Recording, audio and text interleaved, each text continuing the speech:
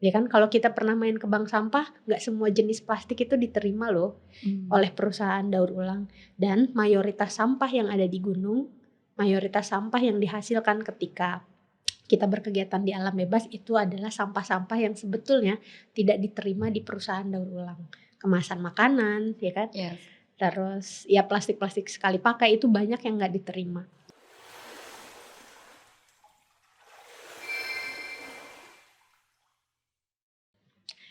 Halo teman-teman, kembali lagi di Laut Untuk Semua Podcast. Hari ini dengan saya Alia.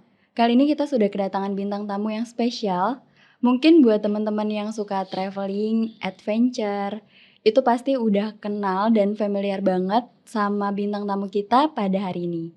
Siapa lagi kalau bukan Teh Siska Nirmala. Oke, halo, selamat sore Kak. Halo. Kak Siska atau Teh Siska aku manggilnya nih? Bebas, Teh Siska boleh. Teh Siska aja ya. Teh Siska. Oke, Teh Siska, sebelum aku masuk nih ke pertanyaan-pertanyaan yang pastinya seru banget, aku pengen tahu dong Teh, pengen nanya. Teh Siska tuh tim gunung atau tim pantai? Aduh, berat nih pertanyaannya. Karena sebenarnya aku suka dua-duanya sih. Tapi kalau disuruh milih sih kayaknya tim gunung kali ya. Tim gunung. Oke, kenapa tuh Teh? Boleh jelasin nggak? Karena kalau pantai kan relatif panas. Tapi aku suka juga pantai. Cuman karena tadi suruh pilih, aku pilih tim gunung karena gunung lebih menyenangkan sih buat aku. Terus cuacanya juga enak kan. Dan aku paling suka ketika masuk hutan dan mendengarkan sih suara-suara hutan itu. Kayak apa ya? Kayak nggak mau pulang aja gitu. Pengen di sana aja gitu ya pengen Teh di ya. sana terus. Oke nih Teh Siska, aku penasaran nih kan. Yang aku tahu nih Kak Teh Siska Nirmala ini kan seorang penulis juga. Terus traveler juga. Terus entrepreneur juga, influencer juga nih di sosial media. Banyak banget ya kalau dipikir-pikir. Nah Teh, kita bahas yang influencer dulu nih. Yang aku tahu tuh di IG-nya Teh Siska ini tuh sampai nulis Zero Waste Adventure kalau nggak salah ya. Nah, aku boleh tahu nggak Teh? Mungkin teman-teman di sini banyak yang belum tahu Zero Waste itu apa sih Teh? Zero waste-nya ya. Sebenarnya zero waste-nya sendiri adalah gaya hidup. Gaya hidup bagaimana kita berupaya meminimalisir produksi sampah sejak awal. Sebenarnya si gaya hidup ini tuh fokus ke seharian kita, keseharian ya. Karena produksi sampah yang dihasilkan itu kan biasanya timbul dari konsumsi yang kita makan atau kita konsumsi setiap harinya. Jadi fokusnya ke sana sih gaya hidupnya. Kemudian zero waste ini juga fokusnya ke prinsip 3R. Sederhananya tuh 3R. Mungkin kita udah sering dengar kan ya kalau mungkin dari zaman kita SD juga udah dengar konsep ini. 3R ini reduce, reuse, recycle. Tapi zero waste ini sebenarnya concernnya lebih ke R yang pertama, reduce. Bagaimana kita meminimalisir sejak awal. Gitu. Arahnya ke sana sih si zero waste ini, meskipun orang kadang banyak yang beranggapan wah kayaknya mustahil gitu ya kita mau tanpa sampah sama sekali. Nah, sebetulnya zero waste ini adalah sebuah proses yang penerapannya itu berlangsung seumur hidup gitu, nggak bisa cuman sehari, 2 hari, seminggu atau 1 bulan. Jadi fokusnya adalah gimana kita berproses meskipun dalam prosesnya itu nggak sempurna gitu ya, masih ada sampah yang dihasilkan dan sebagainya, tapi yang penting gimana kita terus berproses untuk meminimalisir sampah. Dan mungkin yang harus aku highlight kenapa kita harus fokus di minimalisir sampah, karena kalau misalnya fokusnya adalah daur ulang lebih dulu, itu masalah sampahnya nggak akan selesai karena di hulunya nggak di stop dulu nih gitu. Jadi daur ulang boleh, tapi gimana caranya sekarang dari awal kita udah meminimalisir dulu sampahnya yang kita produksi. Jadi kita membantu mengurangi timbulan sampah yang ada di lingkungan kita. Gitu sih mungkin fokusnya. Oke.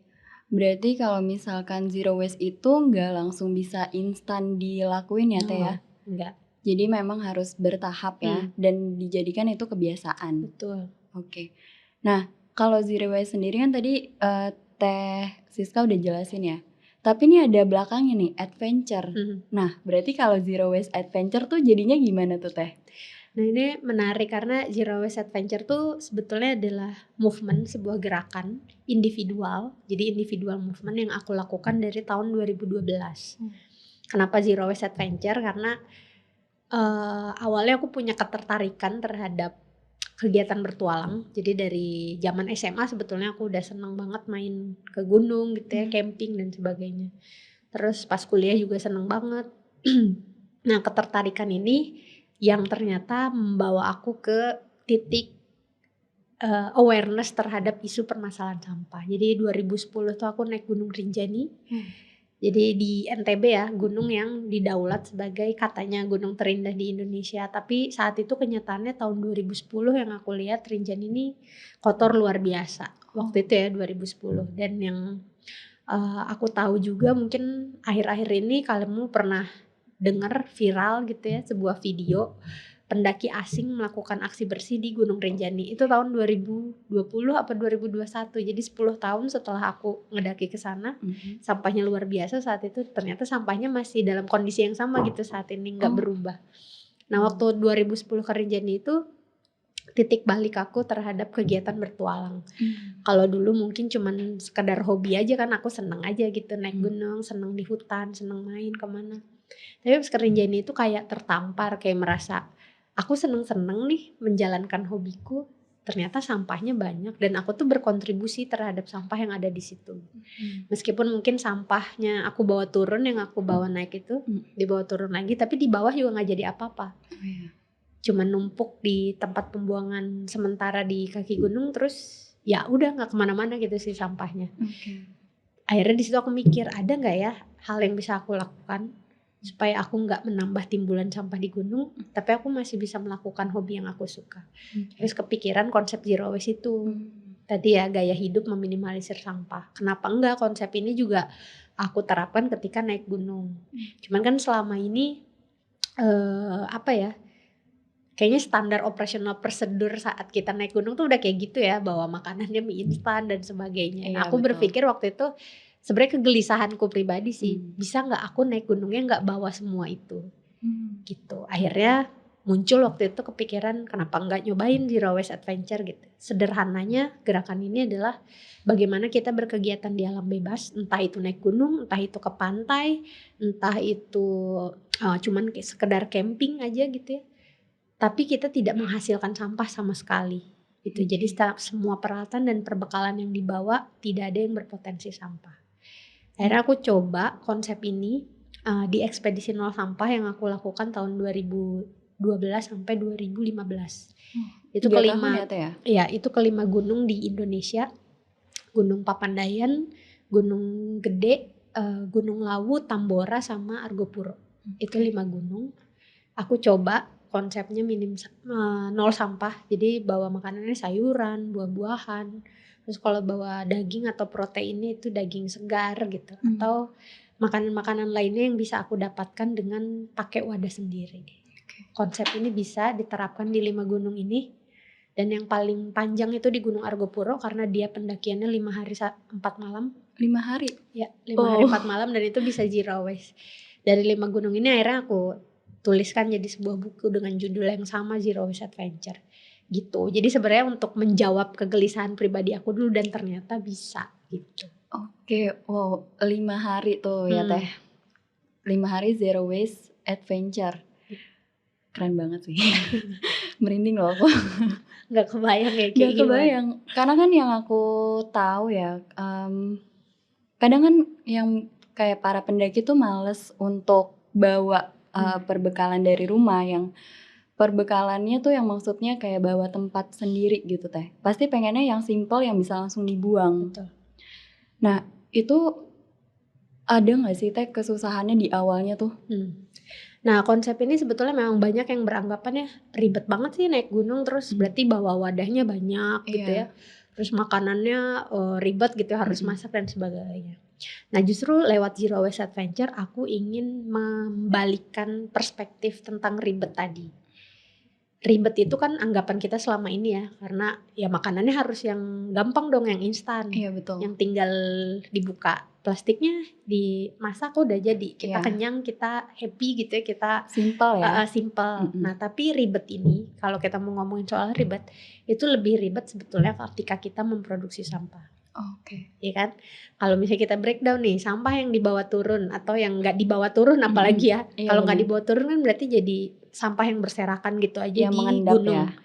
Selain mengendap, dia juga merusak ekosistem yang ada di hutan atau di gunung atau di laut ya, apalagi Iya. sungai dan laut gitu. Itu merusak ekosistem. Di gunung dia bisa mengubah karakter primata yang ada di sana.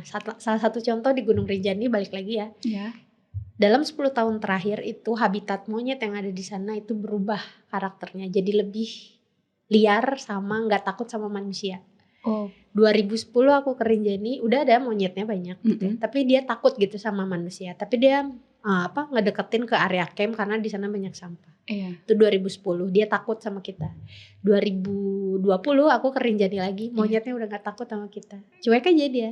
Mau kita gebah-gebah pakai batu atau apa dia nggak takut, kecuali di katapel katanya. Harus, jadi banyak porter yang ada di Rinjani itu dia selalu bekal katapel karena dia takutnya cuma sama itu. Dan monyetnya bisa buka tenda.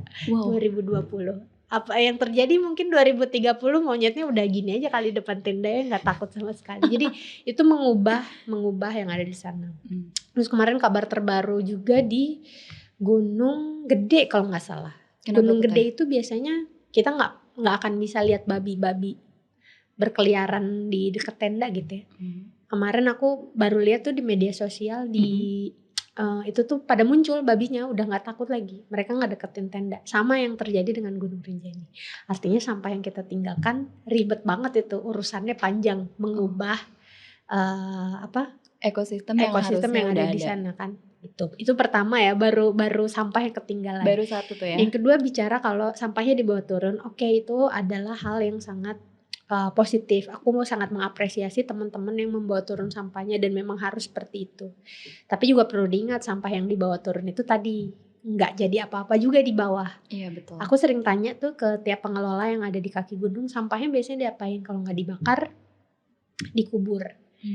Ya kan? Jadi masalah buat penduduk yang ada di sekitar. Iya gitu. betul. Kita mah mungkin ya udah buang aja sampahnya, selesai gitu. Padahal masalahnya nggak selesai sampai di sana. Terus ketika dibakar ada lagi kan, panjang lagi tuh urusannya, dia melepaskan gas metan, jadi racun buat penduduk sekitar di sana. Terus yang dikubur juga jadi mengubah unsur tanah yang ada di sana, jadi jelek mungkin tanahnya, nanti berpengaruh ke perkebunan dan warga yang ada di sana. Lebih ribet kan? Betul. Ketiga, ngomongin daur ulang. Sampahnya kan bisa didaur ulang setelah dibawa turun. Benar, kata siapa sampah yang dibawa turun itu akan didaur ulang. Iya. Pernah nanya nggak sampah yang bisa didaur ulang itu sampah yang seperti apa? Ya kan, kalau kita pernah main ke bank sampah, nggak semua jenis plastik itu diterima loh oleh perusahaan daur ulang. Dan mayoritas sampah yang ada di gunung, mayoritas sampah yang dihasilkan ketika kita berkegiatan di alam bebas itu adalah sampah-sampah yang sebetulnya tidak diterima di perusahaan daur ulang. Kemasan makanan, ya kan? Yes. Terus ya plastik-plastik sekali pakai itu banyak yang nggak diterima. Jadi pada akhirnya sampah-sampah yang kita hasilkan itu sebetulnya jadi residu, nggak bisa diapa-apain. Terus lebih ribet mana? Mendaki dengan konsep seperti itu, yang konvensional selama ini, atau nggak bawa sampah sama sekali. Mungkin kelihatannya ribet di awal ya, harus mempersiapkan perbekalannya. Tapi pas turun aku tidak menghasilkan sampah apa-apa loh. Pas turun ya udah happy aja gitu. Akunya happy bisa naik gunung, alamnya juga happy karena aku tidak meninggalkan apapun selain jejak gitu. Sampai ada ini ya Teh, yang kalau misalkan mungkin teman-teman yang suka naik gunung atau yang suka traveling kayak tahu kali ya, quotes-nya tuh kayak gini, jangan naik kalau cuma buang sampah. Nah mungkin bisa ikut tuh terapin pakai caranya Teh. Dan sebetulnya memang udah ada prinsipnya kan. Untuk berkegiatan, gak cuma naik gunung ya, ini berlaku untuk ketika kita bermain di alam. Leave nothing but footprint, take nothing but pictures, kill nothing but time. Wow. Ya kan? Jadi emang udah ada prinsipnya sebetulnya, cuman apakah kita menerapkan itu selama ini? Tanya sama diri sendiri. Yes. Oke nih Teh, Ini kan menurut aku topiknya sangat menarik banget ya. Dan kalau dijabarin tuh pasti bakal banyak banget. Tapi kalau dari Teh Siska sendiri untuk menyuarakan atau mau menginformasikan tentang cara hidup zero waste ini biasanya melalui apa sih Teh? Nah, aku tuh tadi yang aku bilang ya, tahun 2010 itu titik balik aku terhadap kegiatan bertualang. Kalau dulu aku melihat kegiatan bertualang tuh sebagai sekedar hobi aja. Nah, sejak dari Rinjani itu aku melihat bahwa kegiatan bertualang tuh sebetulnya media edukasi yang luar biasa. Media untuk bicara sama terutama generasi muda yang dia belum aware sama permasalahan sampah. Yes. Untuk jadi aware, dan edukasinya menyenangkan lewat kegiatan adventure gitu ya. Kan kalau kita ngomongin masalah sampah entah di gunung atau di laut itu kan kompleks sekali gitu ya, ngomongin itu tuh bisa banyak. Tadi ada daur ulang, ngomongin soal kelestarian hutan dan sebagainya, banyak banget gitu si sub-sub ininya pembahasannya. Dan kalau kita bicarain hal sekompleks itu sama orang yang belum nyampe gitu aware-nya ya, kayak kamu ngomong apa sih, males gue gitu ya. Bener-bener. Ya kan, tapi kalau kita ngajaknya naik gunung yuk atau kita main ke pantai yuk, orang pasti mau kan karena diajaknya main gitu. Iya. Terus kemudian pas main itu disisipin tadi, tapi kita zero waste ya nerapinnya.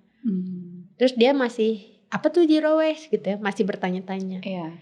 Tapi ya udahlah, ayo, yang penting mah naik gunung, yang penting ke pantai. Setelah berjalan dia ngerasain, di ending kegiatannya dia tidak menghasilkan sampah. Oh iya ya, ternyata kita bisa. Nah, hal ini yang sebetulnya aku harapin lewat Zero Waste Adventure.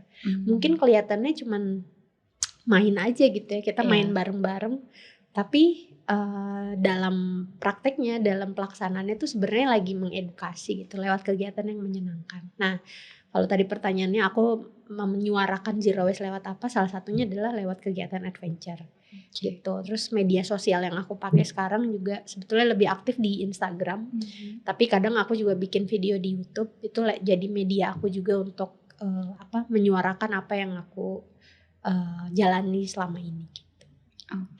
Kalau boleh tahu nih Teh, link YouTube sama Instagramnya apa nih Teh? Zero Waste Adventure. Itu Instagram? Iya, Instagram Zero Waste Adventure, YouTube-nya Zero Waste Adventure, buku Zero Waste Adventure, semuanya judulnya sama. Pokoknya buat teman-teman yang penasaran tentang Teh Siska, tuh boleh catat atau boleh langsung follow dan kepoin Instagramnya atau YouTube-nya. Jangan lupa kalau bisa beli bukunya ya Teh ya. Iya, tersedia di Gramedia, langsung promo gue. Oke Teh, menarik banget sih. Tapi Teh, kalau aku boleh tanya nih Teh, sebagai orang yang mungkin belum tahu ya cara untuk adventure atau traveling dengan cara zero waste. Kalau Teh Siska bisa nyampe nih ke teman-teman yang lagi dengerin podcast kita pada hari ini, itu ada tips and triknya nggak Teh untuk mereka? Tipsnya sebenarnya sederhana sih. Kita bisa mulai dari yang menurut kita paling mudah. Kalau lagi bertualang tuh sebetulnya ada beberapa hal yang mungkin harus teman-teman prepare gitu ya. Terutama peralatan yang bisa menunjang kita untuk meminimalisir sampah. Kalau ngomonginnya naik gunung sebenarnya lebih kompleks karena persiapannya lebih detail. Karena kan kalau naik gunung kita harus nyiapin perbekalannya untuk 2 hari atau 3 hari gitu ya. Panjang lah waktunya. Betul, panjang waktunya. Jadi persiapannya akan lebih rigid gitu ya, lebih detail. Tapi kalau misalnya kalian cuma sekedar backpacking atau main ke pantai yang di sana kita masih bisa nemuin warung atau tempat-tempat makan gitu, itu sebetulnya lebih mudah gitu buat meminimalisir sampah ya. Pertama, teman-teman bawa tadi peralatan yang bisa menunjang teman-teman untuk meminimalisir sampah. Bawa botol minum sendiri, alat makan sendiri ya, entah itu sendok, garpu, atau kalau perlu sumpit gitu ya. Kalau aku sih 1 sendok aja udah cukup gitu, bawa sendok sendiri. Karena kadang kalau makan di mana itu, misalnya dia cuma nyediain sendok sekali pakai, sendok plastik. Jadi kita bisa keluarin sendok sendiri. Kalau aku sama teman-teman nyebutnya alat pergaulan. Jadi kalau misalnya lagi makan tuh, terus makan, terus nggak ada sendoknya, aku udah bawa sendok sendiri gitu. Jadi sendok tuh kayak apa ya? Kayak handphone kalau buat aku kan, kalau handphone semua orang harus pegang harus ya. Bawa. Nah, sendok tuh aku harus punya. Jadi mau makan apapun dimanapun sendoknya udah punya sendiri. Alat pergaulan gitu. gitu. Jadi bawa alat penunjang itu tadi.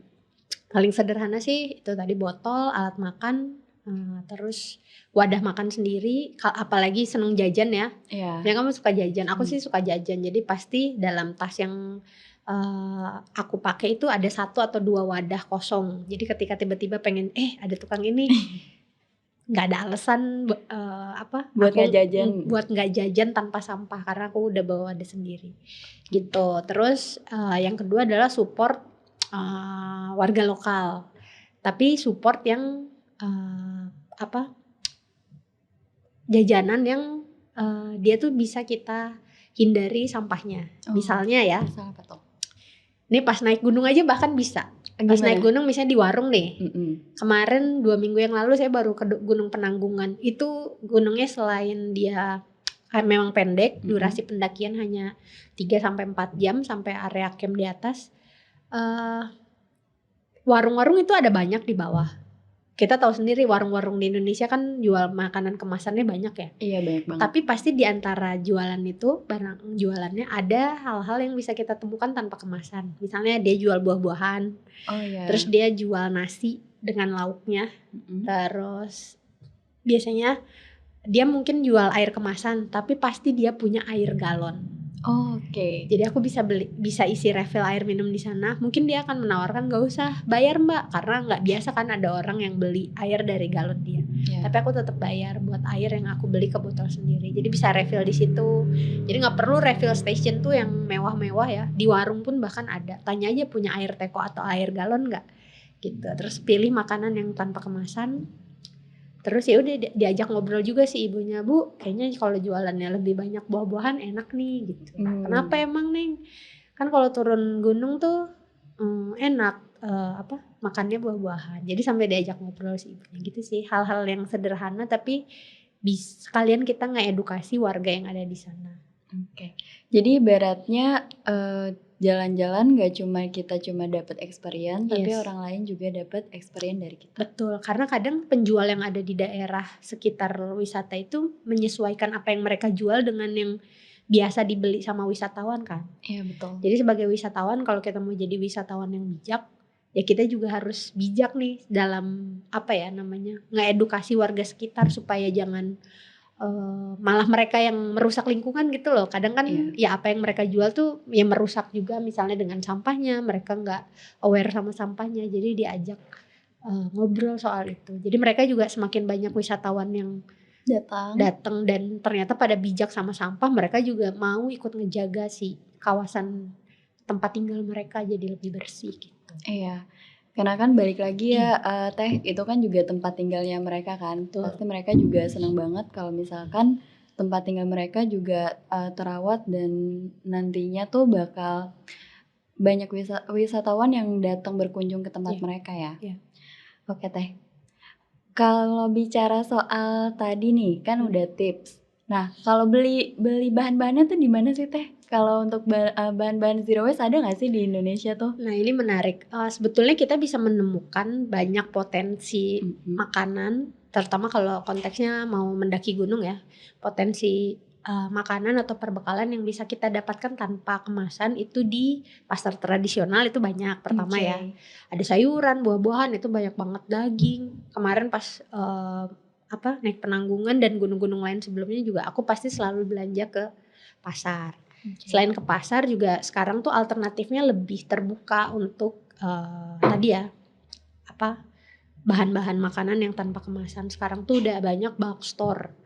Bulk store di Indonesia, di Bandung, Jakarta, Yogyakarta, Surabaya. Aku tuh pernah ngitung ada berapa ya, kayaknya ada puluhan bulk store yang udah muncul di Indonesia. Bulk store ini kalau itu kan konsep luar negeri ya, bulk store. Kalau di Indonesia itu sebetulnya toko kelontong curah gitu. Di situ kita bisa menemukan kebutuhan sehari-hari yang bisa kita dapetin tanpa kemasan gitu. Oke, ngomongin kelontong curah nih Teh. Aku dengar-dengar nih Teh Siska sendiri tuh memang punya toko kelontong curah atau kita sebutnya bulk store itu ya. Iya. Kalau boleh tahu apa sih Teh namanya Teh? Itu aku punya namanya Toko Nol Sampah di Bandung. Oke, boleh ceritain sedikit nggak Teh, itu Toko Nol Sampah tuh gimana tuh konsep? Toko tokonya? Nol Sampah nih toko kelontong curah di Bandung yang sebetulnya usianya masih muda banget, baru 2 tahun, tepat September ini tanggal 7 itu Toko Nol Sampah 2 tahun. Oke. Pertama berdiri September 2020 pas pandemi, Pas bisnis yang berdiri karena pandemi. Aku Banyak bikin ya? toko ini sebetulnya udah lama ada Mhm. kepingin bikin toko ini tuh dari tahun 2016. Jadi kalau teman-teman stalking ke Toko Nol Sampah itu postingan pertamanya adalah di tahun 2016. Oke. Jadi kayak udah pengen bikin toko ini tapi belum ada waktu itu karena aku masih kerja full time jadi sulit gitu ya untuk mewujudkan itu. Awalnya kenapa pengen bikin toko ini karena aku menerapkan konsep gaya hidup zero waste itu dari tahun 2012. Nah waktu itu tuh masa-masa yang aku agak sulit gitu menemukan di mana nih bisa beli bumbu-bumbu kebutuhan rumah tangga terutamanya kayak bumbu dapur. Terutama bumbu dapur sih yang bisa aku dapatkan tanpa kemasan. Karena kan kalau di pasar atau di minimarket dan supermarket tuh rata-rata sudah dikemas. Nah waktu itu nggak ada. Kemudian 2016 itu aku cari-cari, ternyata kalau di luar negeri ada konsep itu, udah ada gitu ya tahun 2016. Di Indonesia belum waktu itu. Jadi ada keinginan untuk bikin sebetulnya untuk menjawab kegelisahan pribadi aku soal keinginan ingin ada solusi gitu untuk aku beli kebutuhan sehari-hari, cuman akhirnya baru bisa terrealisasi tahun 2020. Dan di 2020 kebetulan kayaknya dari tahun 2019 mulai muncul banyak di berbagai daerah di Indonesia. Oke. Kalau toko kelontong curah ini tuh bedanya sama toko kelontong yang lain tuh apa sih Teh? Sebetulnya konsep sederhananya adalah kamu bisa belanja di sana, bawa wadah sendiri, dan sesuai kebutuhan aja jumlahnya. Mau 1 gram pun bisa istilahnya. Oh ya? Gitu dari 1 gram sampai ya misalnya butuhnya 1 kilo bisa belanja 1 kilo. Jadi sesuai kebutuhan aja. Karena kan kalau di toko misalnya udah dipatok gitu ya dalam satu kemasan tuh misalnya 250 gram atau 100 gram. Kalau di toko kelontong kayak gini ya butuhnya berapa terserah. Sebenarnya kayak belanja ke warung gitu ya. Bu beli cabai 2.000-an gitu ya. Kayak gitu sebenarnya konsepnya. Gitu. Tapi berarti kalau misalkan teman-teman yang dari luar kota nih, ini store-nya di mana Teh kalau aku boleh tahu? Store-nya di Bandung. Berarti kalau misalnya aku kan di Jakarta nih, pengen beli ke Bandung, ada sosial medianya atau ada pembelian di luar dari offline tuh ada nggak Teh? Nah kalau Toko Nol Sampah sendiri, tokoku sebetulnya fokusnya adalah penjualan offline. Jadi fokusnya adalah warga kota Bandung yang dia datang sendiri ke toko, terus bawa wadah dan beli kebutuhan mereka. Selain offline tapi aku juga di toko itu kita nerima delivery order. Jadi delivery itu warga kota Bandung yang mau belanja tapi nggak datang ke toko, kita pakai kurir gitu ya. Kenapa pakai kurir sendiri? Karena kadang ada yang belanja misalnya wadahnya dari toko dipinjemin, nanti kurirnya nyampe rumah mereka, dipindahin ke wadah mereka, sama kurirnya wadahnya dibawa pulang. Kayak gitu. Itu nggak bisa terjadi kalau kita pakai jasa ini online ya. Karena kan mereka cuma nganterin aja. Nanti kalau dibalikin lagi wadahnya 2 kali ongkos. Jadi berat. Kalau kurir sendiri nggak bisa kayak gitu. Jadi offline sama delivery order. Untuk online-nya kita khusus hanya produk-produk yang tidak membutuhkan penanganan khusus dalam packing. Jadi kalau bumbu itu kita nggak kirim keluar kota. Tapi kalau yang bentuknya barang kayak buku atau misalnya sendok kayu itu masih bisa dikirim keluar kota gitu. Nah justru teman-teman yang ada di luar kota Bandung misalnya mau berbelanja ke bulk store itu di Jakarta juga ada gitu. Jadi nggak usah jauh-jauh ke Bandung. Tapi kalau lagi main ke Bandung boleh lah datang ke Toko Nol Sampah. Boleh mampir lah ke tempatnya Siska boleh gitu ya. Boleh banget, harus malah. Oke. Teh ini kan gak berasa kita udah mau sampai 30 menit nih ngobrol. Wow gak kerasa ya. Kayaknya kayak baru banget ya Teh ya. Berarti kayaknya harus ada next session nih ya. Harus. Kayaknya sesinya harus ditambah mungkin. Kayaknya sih harus sih. Oke nih Teh. Sebelum kita tutup sesi podcast episode kita hari ini, ada gak sih Teh pesan-pesan buat teman-teman Aruna Friends yang lagi nonton atau lagi dengerin podcast kita untuk mereka tuh mau nerapin konsep zero waste yang udah Teh Siska jalanin gitu selama 10 tahun ya Teh kalau gak salah ya? Yes, udah 10 tahun. Ya, boleh gak Teh kasih pesan-pesannya? Apa ya pesannya? masalah sampah tuh saat ini udah mengkhawatirkan banget ya. Di Bandung bahkan tempat pembuangan akhir Sarimukti itu tahun depan itu udah penuh. Meskipun akan dibikin TPA yang baru di Legok Nangka. Tapi kondisinya dia sudah penuh dan mungkin itu juga akan terjadi sama TPA yang baru nanti. Dan entah kapan kan harus ada TPA baru lagi, lama-lama bumi kita nih akan penuh sama sampah kalau misalnya kita tidak segera meminimalisir produksi sampah sejak awal, membiasakan untuk meminimalisir sampah. Jadi menurutku di tahun ini udah waktunya teman-teman, terutama kita nih yang generasi muda untuk mulai aware terhadap permasalahan sampah karena permasalahan ini nyata ada di depan mata, tinggal kita mau peduli aja dan melakukan langkah apa yang bisa kita lakukan, peran apa yang bisa kita ambil gitu. Dan ngomongin soal sampah tentu isunya sangat kompleks. Jadi kalau kita mikirin, aduh aku ingin menyelamatkan dunia, itu rasanya berat sekali gitu ya. Jadi kalau teman-teman mau mengambil peran untuk menyelesaikan masalah ini sama-sama, sebenarnya cukup mudah. Mulai aja dari diri kita sendiri, mulai dari yang paling mudah, tapi mulai dari sekarang. Oh, keren banget sih. Teh Siska, thank you banget buat saran-sarannya. Sama-sama. Terima kasih loh Laut untuk semua udah ngundang aku di sini. Kita yang makasih Teh Siska udah punya waktu untuk datang ke sini untuk kita ngobrol-ngobrol banyak hal tentang zero waste. Yang pastinya semoga episode kita pada hari ini, apa yang kita bicarakan itu bisa berguna dan bisa langsung diterapkan buat teman-teman Arona Friends yang nonton ataupun dengar podcast kita pada hari ini. Amin. Teh Siska sehat selalu. Sampai jumpa di Laut untuk Semua Podcast di episode selanjutnya. Dadah.